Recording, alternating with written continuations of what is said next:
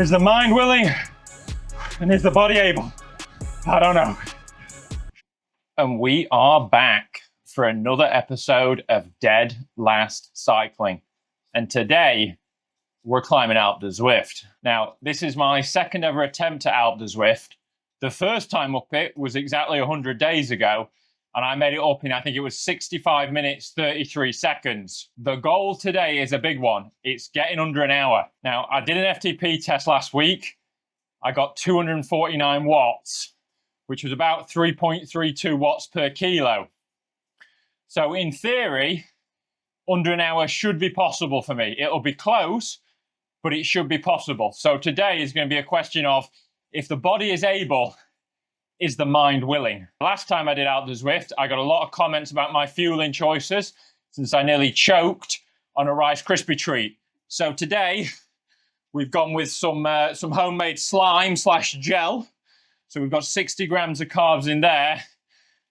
And I've got a bottle with a few extra carbs in as well. Now, I know a lot of people are going to say, oh, it's Alpe Du Zwift, it's only an hour. You shouldn't need any carbs for that. You should just be able to bang it out. But it's better to have them and not need them than need them and not have them. Pacing strategy. I'm hoping to be able to start out at 240 watts and see how things go.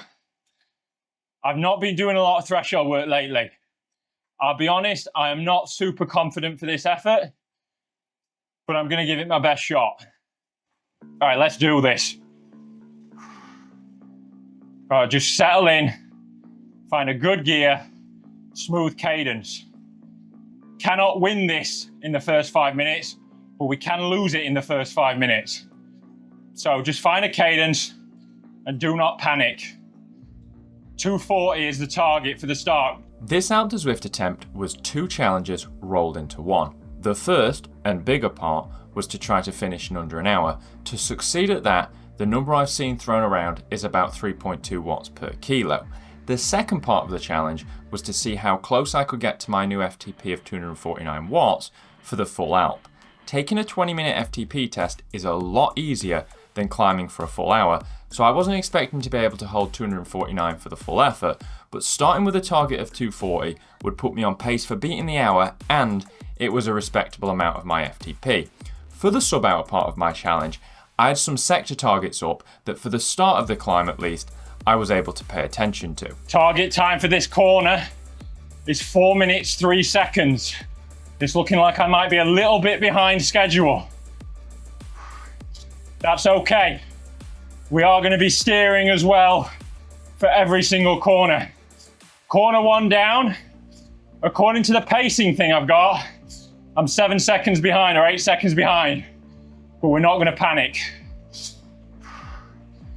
A little behind at corner 21, but Alpe Du Zwift is a long climb, and chasing the seconds at the start is a surefire way to blow up long before the top.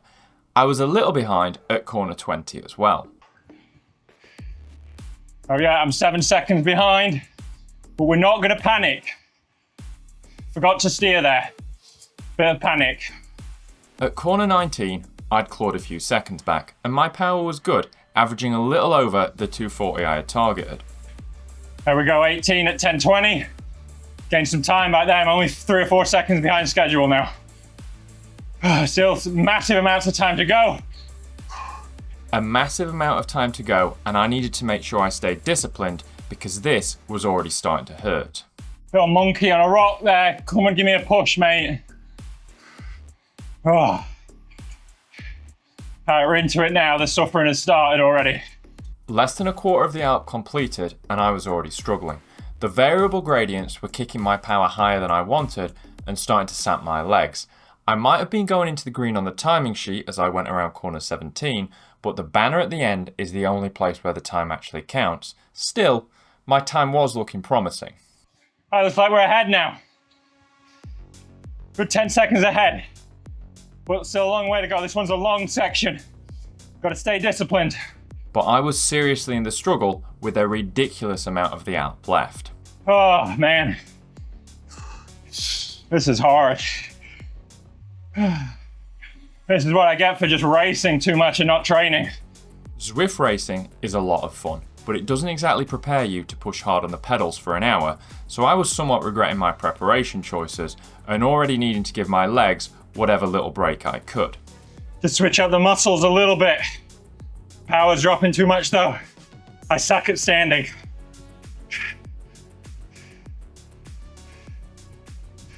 Standing power, amongst many other areas, is something I really need to work on, but with so many areas to improve, you can only do so much. Think we're going okay. Oh man. That standing might have been a mistake. We'll find out. I always find that first little period of load redistribution when sitting back down horrendous, but I got through it and kept on trucking. Checking the timing sheet was already out of the window, but I knew I was ahead and just needed to focus on keeping it moving at good power, so I set about ticking off another corner.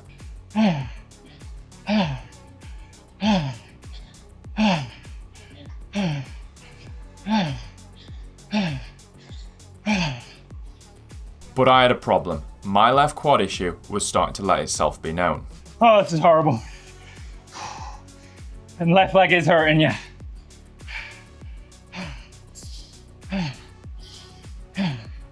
Oh man, this is like the world's longest corner.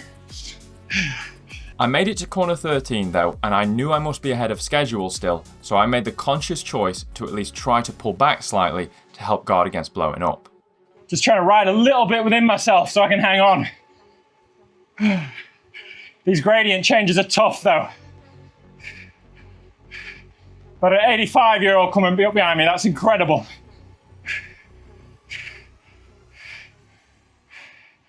Chapeau, Mr. Gustafsson. The vast array of people you come across in Zwift is really amazing, and seeing Mr. Gustafsson still able to push himself up Alpe Du Zwift at 85 years old was a fantastic boost. I was over a third into the effort as I rounded corner 12, and the shorter sections were mostly behind me. I was really starting to question though if I had another 35 minutes in me.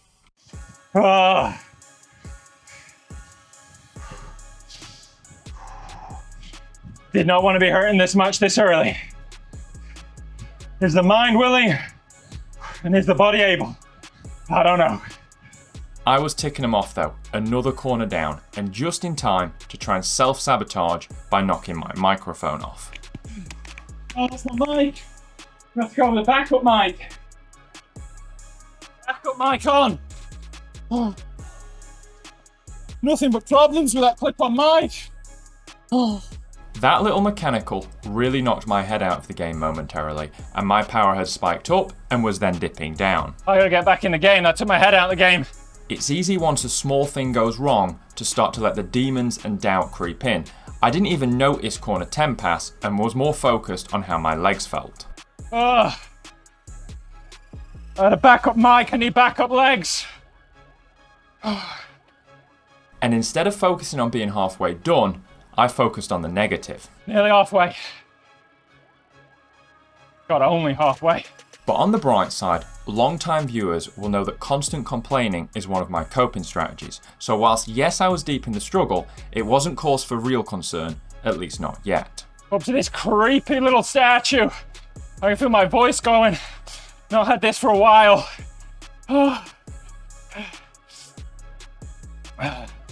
That section was the first where I'd failed to hit my 240 watt target, and I wasn't able to raise it back up on the next section either.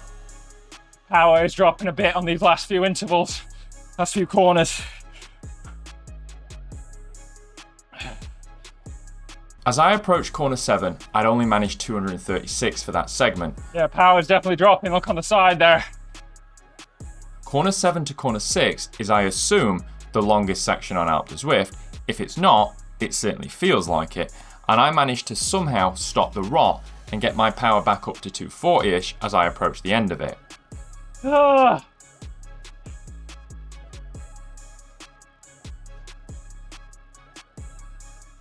Need a flatter section.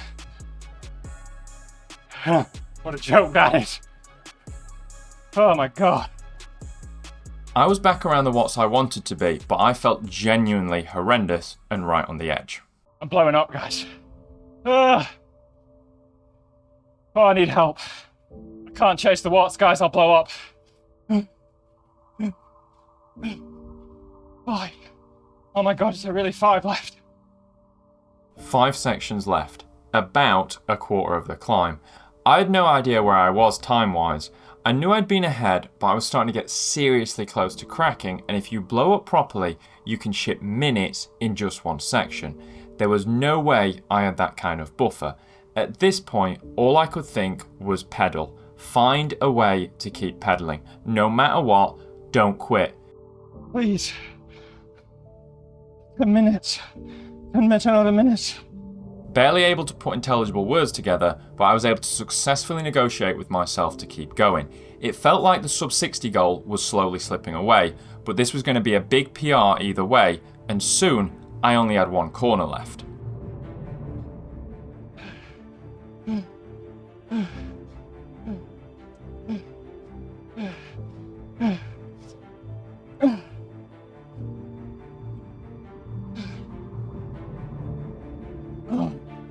And then it was just the finish straight to go. Come on. 5 minutes to go.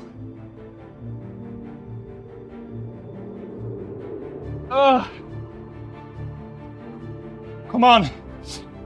I was in absolute agony, and I lacked the presence of mind to check the timing sheet to know what I needed to do, so I just pushed as hard as I could, which wasn't very hard.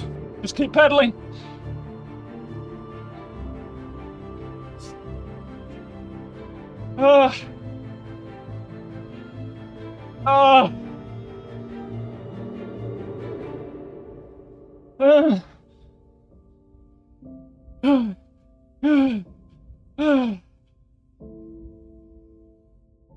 Gonna make it.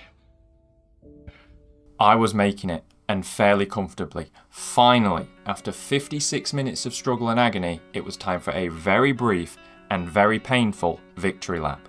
And somewhere in the tank, I even found the energy to sprint for the finish line. Well, kind of.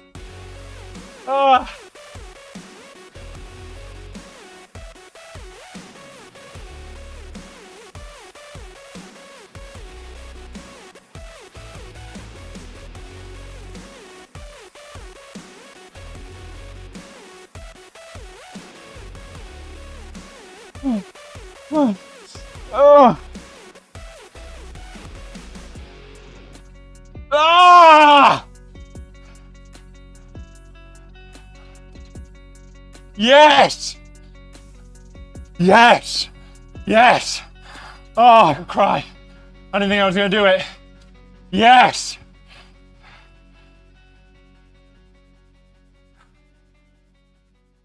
Oh, I lost my mic halfway through. Oh, I need to lay down. My left leg sucks. I really didn't think I had that. Last 20 minutes was hell. Oh, I thought I was going to fail. Oh, I get that that is an arbitrary target. And a couple of weeks ago, I didn't, for whatever reason, I didn't feel like I cared about it. That meant a lot. It's been so much just to be able to get on a bike and ride. That meant a lot, guys. Anybody that watched, anybody that got this far, I appreciate it. Thank you from the bottom of my heart for watching. If you could like, comment, or subscribe, I'd appreciate it. And I'll see you guys all next week. Thanks a lot. Oh.